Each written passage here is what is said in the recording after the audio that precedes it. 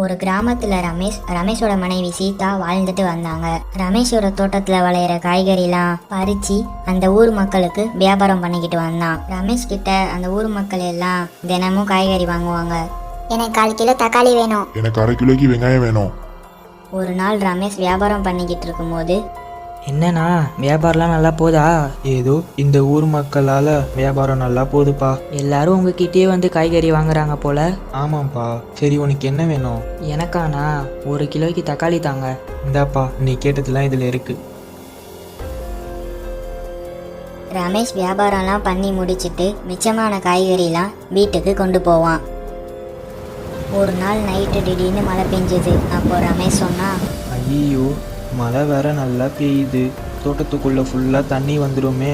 தண்ணி உள்ளே வந்ததுன்னா காய்கறிலாம் வீணாக போயிடுமே. ரமேஷ் அப்படி சொன்னதும் இதை கேட்ட சீதா, கவலைப்படாதீங்க, அதெல்லாம் ஒன்றும் ஆகாது.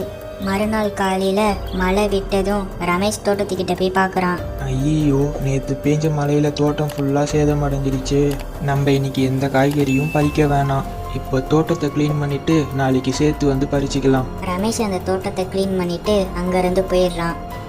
மறுநாள் காலையில் வந்து பார்த்தா அந்த இடத்துல ஒரு காய்கறி கூட இல்லை. என்ன, இன்னைக்கு ஒரு காய்கறி கூட இல்லையே? நம்ம நேற்று வந்து பார்க்கும்போது ஒரு சிலதாச்சும் இருந்தது, இப்போ அது கூட இல்லையே. யார் எடுத்திருப்பா? என்னது இது? எல்லாம் பாதி பாதியாக இருக்கு. யார் இதை சாப்பிட்டு போட்டிருப்பா? இப்படிலாம் நடக்காதே. யார் பண்ணியிருப்பா?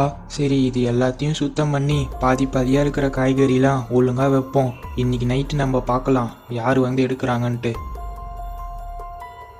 இருட்டினதும் ரமேஷ் தோட்டத்துக்கிட்ட ஒளிஞ்சிருந்து பார்க்குறான், யாராச்சும் வராங்களா இல்லையான்ட்டு. என்ன, ரொம்ப நேரமாக யாரும் வரா மாதிரியே தெரியலையே. அப்படி சொல்லி தோட்டத்தையே ரமேஷ் பார்த்துக்கிட்டு இருந்தான். ரொம்ப நேரம் ஆனதுனால ரமேஷ் அங்கேயே தூங்கிடுறான். மறுநாள் அவன் ஏஞ்சி பார்க்கும்போது, ஐயோ, நேற்று நைட்டு நான் தூங்கிட்டேனா? சே. ரமேஷ் தோட்டத்துக்கிட்ட போய் பார்க்குறான். அப்போ அந்த இடத்துல ஒரு காய்கறி கூட இல்லை.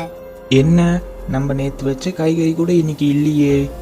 சே, நான் தூங்கிட்டதுனால யாரோ வந்து எடுத்துட்டு போயிட்டாங்கன்னு நினைக்கிறேன். இது இப்படியே விட்டா நமக்கு தான் ரொம்ப ஆபத்து. இன்னைக்கு நைட்டு என்ன ஆனாலும் சரி, நான் தூங்கவே போறதில்ல. நம்ம கிட்ட இருக்கிற காய்கறிலாம் கொண்டு வந்து வைப்போம். இன்னைக்கு நைட்டு தெரிஞ்சிடும் யார் எடுக்கிறான்ட்டு. ரமேஷ் அந்த தோட்டத்தையே பார்த்துட்டு இருக்கும்போது அப்போ அந்த இடத்துல ஒரு மிருகம் வரதை பார்க்குறான். ஐயோ, என்னது இது? அப்ப இதுதான் இத்தனை நாளா என்னோட தோட்டத்தை சேதப்படுத்திட்டு இருந்ததா? இங்கிருந்து போ, இங்கிருந்து போ, இப்படிலாம் பண்ணாத. அப்படி சொல்லி அது மேலே ஒரு கல்லை தூக்கி போட்டான்.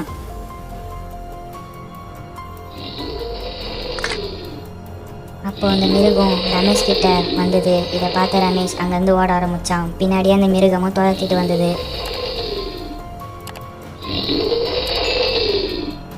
அப்படி அவன் ஓடி போயிட்டு இருக்கும்போது வழியில ஒருத்தர் துப்பாக்கியோட நின்று இருக்கதை ரமேஷ் பார்க்குறான். சார், என்ன ஒரு மிருகம் துரத்திட்டு வருது சார். அதுகிட்ட இருந்து என்ன எப்படியாச்சும் காப்பாத்துங்க சார். அவரும் அவர் கையில் வச்சிருந்த துப்பாக்கி எடுத்து அந்த மிருகத்தை சுடுறாரு. அந்த மிருகம் அங்கேயே இறந்துடுது. நல்ல வேலை சார், என்னை நீங்க காப்பாத்திட்டீங்க. நல்ல வேலை, இனிமேல் என் தோட்டத்துக்கு எதுவும் ஆகாது. தோட்டத்தில் விளையிற காய்கறிலாம் பறிச்சு அந்த ஊர் மக்களுக்கு வியாபாரம் பண்ணிக்கிட்டு வந்தான். கைஸ், இந்த வீடியோ உங்களுக்கு பிடிச்சிருந்ததுன்னா மறக்காமல் லைக் அண்ட் சப்ஸ்கிரைப் பண்ணுங்கள். பக்கத்தில் இருக்க பெல் ஐக்கனை தொட்டு ஆளில் போட்டுக்கோங்க.